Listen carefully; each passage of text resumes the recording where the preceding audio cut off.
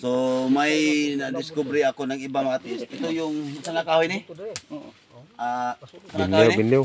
Binlew na kahoy na old tree. Ang sa likuran nito mga tis may hole. Yung hole.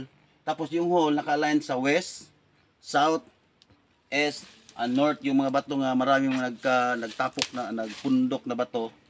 Saka puntahan natin yung bato. Puntahan ko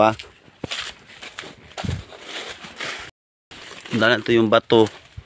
So yung mga tits, mga old tree. Yan, mga bato niya mga tits.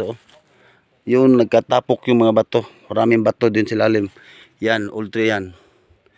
Old tree. Saka ito, old tree din yan.